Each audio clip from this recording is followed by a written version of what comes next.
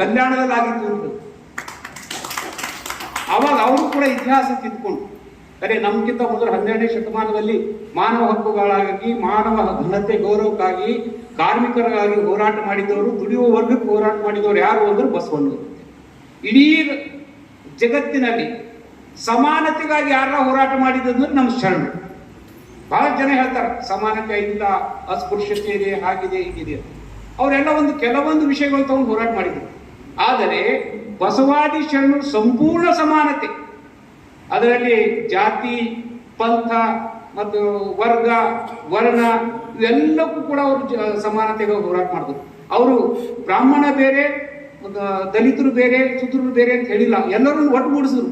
ನಾವು ಬ್ರಾಹ್ಮಣ ವಿರೋಧಿನೂ ಅಲ್ಲ, ಆದರೆ ಬ್ರಾಹ್ಮಣತ್ವ ವಿರೋಧಿ ಅಂದ್ರೆ ಹಿಂಗೆ ಮೇಲು ಕೀಳೇನು ಮಾಡ್ತಾರ ಅಂಥವ್ರು ವಿರೋಧಿಗಳು. ನಾವು ಬ್ರಾಹ್ಮಣ ವಿರೋಧಿ ಅಲ್ಲ. ಬ್ರಾಹ್ಮಣರು ಬಹಳಷ್ಟು ಶರಣರು ಆಗಿ ಹೋಗಿದ್ದಾರೆ. ಈಗ ಬಹಳಷ್ಟು ಪುರಾಣಗಳು ಬರ್ದಿದ್ದು ಕೂಡ ಬ್ರಾಹ್ಮಣರೇ.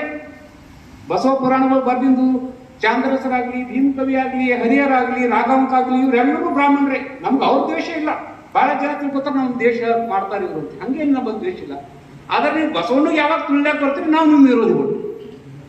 ಬಸವಣ್ಣನವ್ರ ನೀತಿಗಳು ಹಾಳು ಮಾಡಕ್ ಬರ್ತೀರಿ. ಬಸವಣ್ಣಂದು ಏನು ನಮ್ಗೆ ಘನತೆ ಗೌರವ ನಮ್ಗೆ ಕೊಟ್ಟಿದ್ದಾರೆ, ಅದನ್ನು ಕೆಡಿಸ್ಲಿಕ್ಕೆ ಬರ್ತೀರಂದ್ರೆ ಅವಾಗ ನಾವು ವಿರೋಧ ಮಾಡ್ತೀವಿ. ಯಾಕಂದ್ರೆ ಮುಖ್ಯ ಎಲ್ಲಿದೆ ಅಂದ್ರೆ ಚಾತುರ್ವರ್ಣ ಅವರು ವಿರೋಧ ಮಾಡಿದ್ರು, ಬಸವಣ್ಣವರು ವೇದಗಳು ವಿರೋಧ ಮಾಡಿದ್ರು, ಆಗಮಗಳು ವಿರೋಧ ಮಾಡಿದ್ರು, ಇವೆಲ್ಲಕ್ಕೂ ವಿರೋಧ ಮಾಡಿದ್ರು. ಆದ್ರೆ ನಮ್ಮವ್ರ ಹೆಂಗಂತ್ರಿ. ಆದರೆ ನಮ್ಮ ಸಾಹಿತ್ಯನೇ ಬೇರೆ, ನಮ್ಗೆ ವಿರೋಧ ಮಾಡೋದಿಲ್ಲ. ಯಾವ ಧರ್ಮದ ವಿರುದ್ಧವೂ ಬಸವಣ್ಣನ ಧರ್ಮ ಇಲ್ಲ. ಎಲ್ಲರೂ ತಿಳ್ಕೋಬೇಕು. ಬಸವಣ್ಣನ ಧರ್ಮ ಮಾನವರ ಧರ್ಮ, ಮಾನವತೆಯ ಧರ್ಮ. ಸಕಲ ಜೀವಾತ್ಮರಿಗೆ, ಕೇವಲ ಮಾನವರಿಗಾಗಿ ಕೆಲವು ಧರ್ಮ ಮಾಡಿದ್ದಾರೆ, ಆದರೆ ಇಡೀ ಸಕಲ ಜೀವಾತ್ಮರಿಗೆ ಧರ್ಮ ಯಾರು ಕೊಟ್ಟಿದ್ದಾರೆ ಅಂದ್ರೆ ಬಸವಾದೀಶ್ವರ.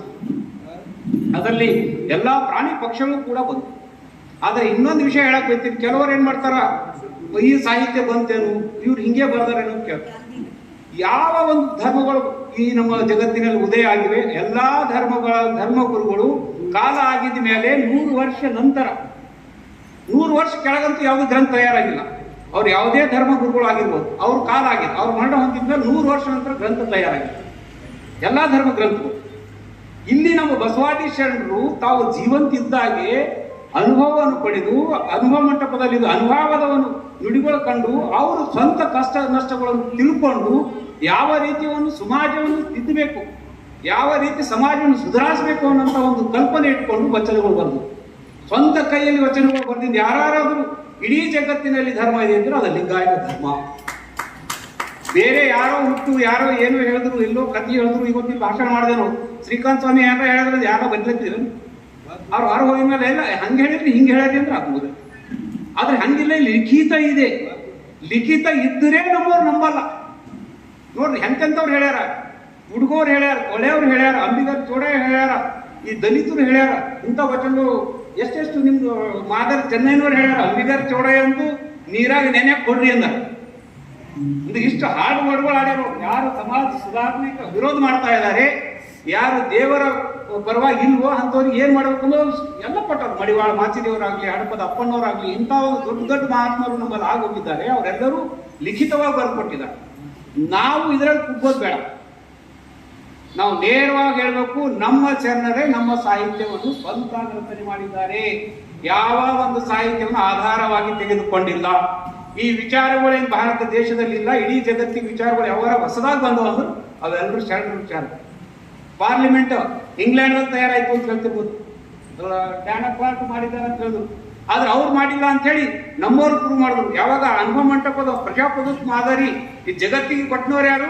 ಬಸವಾದಿ ಶರಣರು. ಅವಾಗ ಇಂಗ್ಲೆಂಡ್ದಾಗ ಸಹಿತ ಕೂಡ ಏನ್ ಹೇಳ್ಕೊಂಡ್ರು ಅಂದ್ರೆ ನಾವು ಸ್ಥಾಪನೆ ಮಾಡಿದ್ರಲ್ಲ, ಇದು ಭಾರತ ದೇಶದಲ್ಲಿ ಕಲ್ಯಾಣದಲ್ಲಿ ಆಯ್ತು ಅಂತ. ಅದೇ ಗಲ್ಮೂರ್ತಿ ಕೂಡಿಸಿ. ಆದ್ದರಿಂದ ನಾವು ಬಹಳ ಗಟ್ಟಿಯಾಗಿ ಹೇಳ್ಬೇಕಾಯ್ತು ಮಾತು. ನಾವು ಯಾವುದೇ ಒಂದು ಹೆದರಿಕೆ ನಾವು ಯಾಕೆ ಹೆದರೋದು ಅವಶ್ಯಕತೆ ಇಲ್ಲ. ನಮ್ಮ ಗುರುಗಳು ಹೇಳಿ ನಾವು ಹೇಳ್ತಾ ಇದ್ದೀವಿ. ಅದು ಯಾರಿಗಾರ ಬೇಕಾಗಿದ್ದಂತ ಸಾಹಿತ್ಯ ಕೊಡ್ತೀವಿ ನಾವು. ಪ್ರೂಫ್ ಇದೆ ನಮ್ಮ ಹತ್ರ, ತಾಡೋಲೆಗಳು ಇದಾವ, ಅದು ಮರು ಪ್ರಿಂಟ್ ಆಗ್ಯಾವ, ಎಲ್ಲನೇ ಕೊಡ್ತೀವಿ ನಾವು. ಆಧಾರ ನಮ್ಮಲ್ಲಿದೆ. ನಿಮ್ಮಲ್ಲಿ ಆಧಾರ ಏನಿದೆ? ಆಧಾರ ಇಲ್ಲದೆ ಬಸವಾದಿ ಶರಣರು ಅಲ್ಲಿಂದ ತಗೊಂಡ್ರು ಸಾಹಿತ್ಯ, ಇಲ್ಲಿಂದ ತಗೊಂಡ್ರು, ಇವೆಲ್ಲ ಯಾಕೆ ಹೇಳ್ತೀವಿ ಅಂತ ನನ್ನ ಅಪ್ಪರು ಹೇಳಿದ್ರು. ಅವು ಯಾವ ಏನಂದ್ರೆ ಅವ್ರು ಬರ್ದಿದ್ದಲ್ಲ, ಏನು ಒಳಗೇನು ಸಂಸ್ಕೃತ ಶ್ಲೋಕ ಬರ್ತಾವ. ಬಸವಾದಿ ಶರಣರು ಅಚ್ಚ ಕನ್ನಡದಲ್ಲಿ ಬರ್ದಿದ್ರು. ಯಾವುದಾದ್ರೂ ಸಂಸ್ಕೃತ ವರ್ಡ್ ಇದೆ, ಶಬ್ದ ಇದೆ ಅಂದ್ರೆ ನಮ್ದು ಅಲ್ಲದು. ಆ ವಚನ ಓದ್ತಾ ಇದ್ದಾಗ ಸಂಸ್ಕೃತ ಶಬ್ದ ತೆಗೆದು ಓದ್ಬಿಡ್ರಿ. ಅದು ನಮ್ದು ಅಲ್ಲನೇ ಅಲ್ಲ, ತಿದ್ದಬೇಕಾಗ್ತದ, ಸರ್ಕಾರ ತಿದ್ದಬೇಕಾಗ್ತದ. ಆದ್ರೆ ತಿದ್ಲಕ್ಕೆ ಏನಂದ್ರೆ ಅವ್ರಿಗೆ ಆಧಾರ ಇಲ್ಲ ಸರ್ಕಾರನ. ಯಾವ ತಾಣವಲಯಗಳು ಬರ್ದಿದ್ರು ಅದ್ರಾಗ ಅವ್ರು ಸಂಸ್ಕೃತ ಶ್ಲೋಕಗಳು ಸೇರ್ಸ್ಯಾರ. ಅದೇನ್ ತಡೆ ಬಹಳ ಇನ್ ತಡೆ ಅಂತ ಬರ್ತಾರೆ, ಅವ್ನ ಹಪ್ಪವ್ರು ಹೇಳಿದ್ರು ಅದೇನ್ ತಡೆ ಅಂತ ಹೇಳಿ ಕೆಳಗೆ ಹೇಳ್ತಾರೆ ಇದೇನ್ ತಡೆ ಅಂತ. ಇದು ಇಲ್ಲ ಅದು ಇಲ್ಲ, ಎಲ್ಲಾ ಬಂದಿದ್ದೇನೋ ಬಸವಣ್ಣನಿದೆ. ಬಸವಣ್ಣನ ಉದರದಲ್ಲಿ ಲಿಂಗ ಹುಟ್ಟಿತು ಅಂತ ಹೇಳ್ತಾರೆ. ನಾವು ಹುಟ್ಟಿದೆವು, ನೀವು ಹುಟ್ಟಿದ ಮೇಲೆ ಕಾಲಿನಲ್ಲಿ ಅದ್ರ ಮೇಲೆ ಕಾಲಿಟ್ಟಾಗ ಪೂಜೆ ಮಾಡ್ಬೇಕಲ್ಲ. ದೇವರ ದೇವ್ರ ಕೊಳ್ಳ ಕಟ್ಕೋಬೇಕಲ್ಲ. ಯಾವ ರೀತಿ ಮಂದಿರ ಈ ಕಟ್ಟಡಗಳು ಯಾವ ಈ ಜಗತ್ತಿನ ಎಲ್ಲರೂ ಮಂದಿರ ಕಟ್ಟಡಗಳು ಕಟ್ಕೊಂಡ. ಆದ್ರೆ ಬಸವಾದೀಶ್ವರರು ಏನ್ ಮಾಡ್ಯಾರ, ದೇಹವೇ ದೇವರು ಮಾಡ್ಯಾರ. ನಿಮ್ಮಲ್ಲಿ ಯಾರೆಲ್ಲ ಅದನ್ನ ಅದು ಇದ್ದರು ಹೇಳ್ರಲ್ಲ, ನಿಮ್ ದೇವ್ರೆಲ್ಲ ಸ್ವರ್ಗದ ನರ್ಕದಾಗವ. ನಮ್ ದೇವ್ರೆಲ್ಲ ಯಾರ ನಮ್ಮಲ್ಲೇ ಯಾರ, ಇಲ್ಲಿ ಕುಂತಾರ ಅಲ್ಲಿ ಕುಂತಾರ ಅವ್ರು ಕುಂತಾರ ಎದು ಕುಂತಾರ ಎಲ್ಲರೂ ನಮ್ ದೇವ್ರ ಯಾರ. ನಮ್ ದೇವ್ರಿಗೆ ಇಲ್ಲ, ಜಗನೇ ಇಲ್ಲ ಹೊರಗೆ. ಅಲ್ಲಿ ಸ್ವರ್ಗ ಅದ ನರ್ಕ ಅದ, ಅವ್ರೆಲ್ಲ ಪೂಜಾ ಪುನಸ್ಕಾರ ಯಾಕೆ ಮಾಡ್ತಾರ, ಸ್ವರ್ಗಕ್ಕೆ ಹೋಗ್ಬೇಕಂತ ಮಾಡ್ತಾರ. ಆದ್ರೆ ನಮ್ಗೇನ್ ಹೇಳ ಬಸವಣ್ಣವರು, ಇಲ್ಲೇ ಎಲ್ಲ ಸುದ್ದಿ ಕಾಯಕ್ ಮಾಡಿ ಸುದ್ದಿ ಇಟ್ಕೊಂಡು, ದೇಹ ಸುದ್ದಿ ಇಟ್ಕೊಂಡು, ಬಾಯಿ ಸುದ್ದಿ ಇಟ್ಕೊಂಡು, ನಮ್ಮ ಎಲ್ಲ ಒಂದು ಸುದ್ದಿ ಇಟ್ಕೊಂಡು ಇಲ್ಲೇ ಸ್ವರ್ಗ ತಯಾರು ಮಾಡ್ಕೊಂಡು ಇಲ್ಲೇ ಇರ್ರಿ. ನಾವು ನರ್ಕದಾಗ ಸಹಜ ನರ್ಕದಾಗ ಬಿಡಲೇವ್, ನಾವು ಇಲ್ಲೇ ಇರ್ತೀವಿ. ಯಾರು ಸ್ವರ್ಗದಾಗ ಹೋಗ್ಬೇಕಂತ ನೋಡ್ರಿ, ಅವ್ರು ಅಲ್ಲಿ ಅಪ್ಸರೆ ಸಿಗ್ತಾರಂತ, ಆಂಜಿಲ್ ಸಿಗ್ತಾರಂತ, ಮತ್ತೇನೋ ಊರುಗಳು ಸಿಗ್ತಾರಂತ, ಊರುಗಳು ಸಿಗ್ತಾರಂತ, ಹಿಂಗೆಲ್ಲ ಹೇಳ್ತಾರ ಅವ್ರು. ಅಲ್ಲಿ ನದಿಗಳು, ಮದಿರಾ ನದಿ ಹರಿತದಂತ, ಯಾರೋ ದಾರುಗಳ ನದಿ ಹರಿತದಂತ. ಯಾಕೆ ಇಲ್ಲಿ ಏನೋ ಸಿಗಲ್ಲ ನಿಮ್ ಸ್ವಲ್ಪ ಅಲ್ಲಿ ಹೋಗಿ ಕುಡಿಬೇಕು. ಯಾಕಂದ್ರೆ ನಾವು ಇಲ್ಲೇ ಕುಡಿಬಾರ್ದು ಅಂತ ಹೇಳ್ತೀವಿ, ಅಲ್ಲೇ ಪೂಜೆಗೆ ಹೋಗಿ ಇಷ್ಟೆಲ್ಲ ಮಾಡೋದು. ನಾವು ಪೂಜೆ ಪುನಸ್ಕಾರ ಯಾಕೆ ಮಾಡ್ಬೇಕು, ನಾವು ಇದ್ರ ಕಡೆ ಮಾಡ್ಬೇಕು. ನಾವು ಹೆಂಡತಿ ಚದ್ರಿಲ್ಲೇನು, ನಾವು ಅಲ್ಲಿ ಹೋಗಿ ಚಂದ್ರ ಹೆಣ್ಣು ನೋಡ್ಬೇಕು, ನಾವು ಅದ್ರ ಕಡೆ ಸರ್. ಅದಕ್ಕೆ ಬಸವಣ್ಣವ್ರು ಹೇಳ, ಸ್ವರ್ಗ ಇಲ್ಲ, ನರ್ಕಿಲ್ಲ, ಪಾಪ ಇಲ್ಲ, ಪುಣ್ಯ ಇಲ್ಲ, ಕರ್ಮ ಸಿದ್ಧಾಂತ ಇಲ್ಲ, ಏನೂ ಇಲ್ಲ.